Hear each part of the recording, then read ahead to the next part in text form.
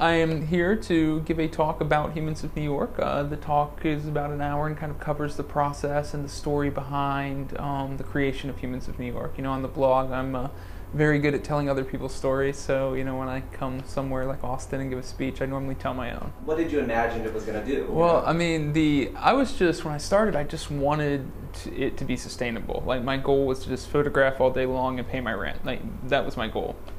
And I remember very early on, I kind of viewed 10,000 Facebook fans as a success. I remember telling my friend, I did some math one morning on the back of an envelope. It's like, if I keep growing by 10 fans a week, I'll have 10,000 fans in 3 years or something. And I remember that sounded like such a big number to me. So obviously the scope and the scale and the fact that 20 million people follow it now is way bigger than I could have even possibly imagined. Yeah, because how it started was kind of interesting. Right. You had an entirely different job in an entirely different field, basically. Right. And then Well, I got fired. Yeah. That was the short answer. I got fired. And I kind of got pushed from the nest. And it forced me to kind of ask.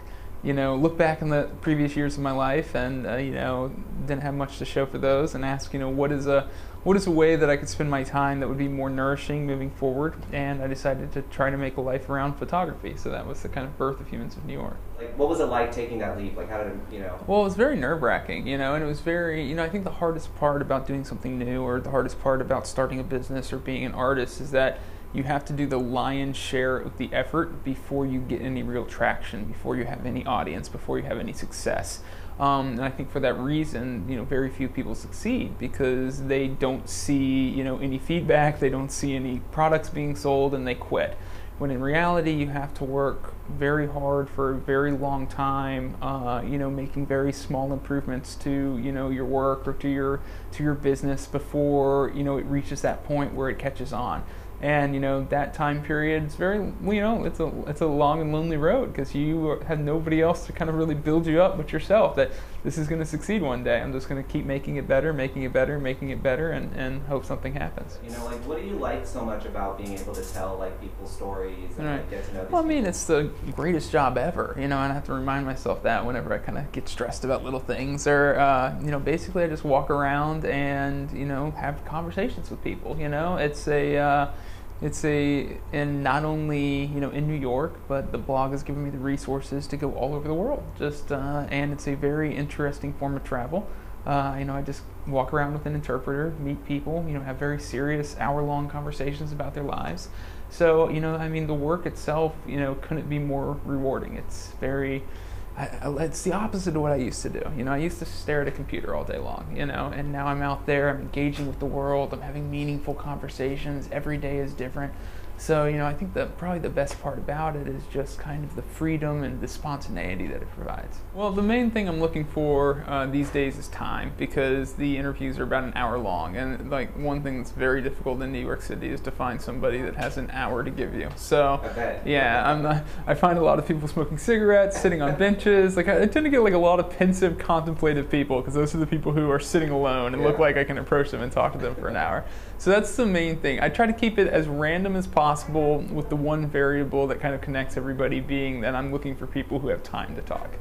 So has it been hard to kind of, I think I read somewhere you talk to multiple people a day, right? You don't just talk to one person. Right. Well, and then a lot of it's the people who choose not to talk to me. It's because a lot of people say no. So, a lot of the work goes in before I even, find somebody who's willing to talk to me.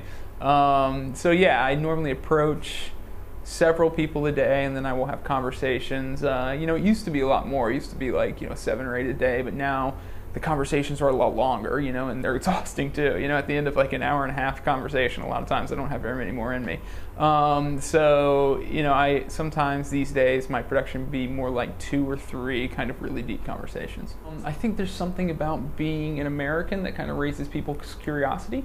And so they'll kind of stop and they'll listen to you and they'll kind of give you a chance. That's the hard part in New York, is getting people to give you a chance. I've been to about 30 different countries. I've been all across the Middle East. I've been to a lot of countries that don't, have very good relations with the United States. And there is nowhere tougher to approach people than New York City, I can tell you that. So, counterintuitively, it's actually easier when I travel overseas. Yeah, well, I mean, I think probably the ones that had the biggest impact, you know, there were a few different stories on the blog that resulted in, you know, crowdfunding efforts that we did.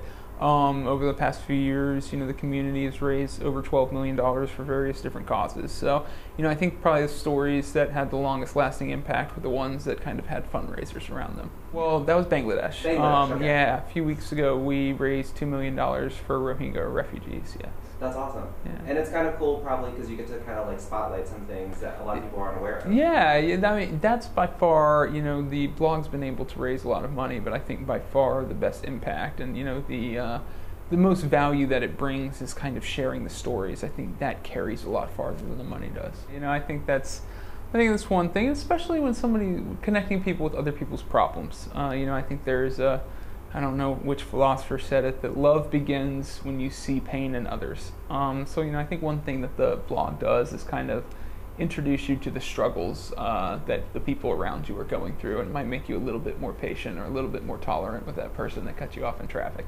When people come today to see the show, like, what are you kind of hoping they can take away from it after they've listened to? Well, you know, I think it's for people who, especially for people who are really interested in the blog and kind of follow along. You know, I kind of keep myself off the blog very much. That's one thing that's, you know, in the 8 years of Humans of New York, you know, I've barely ever put myself on the blog, either my own words or my picture. And so, you know, I think it's the behind-the-scenes story of me and how I created Humans of New York, I think is very interesting to people.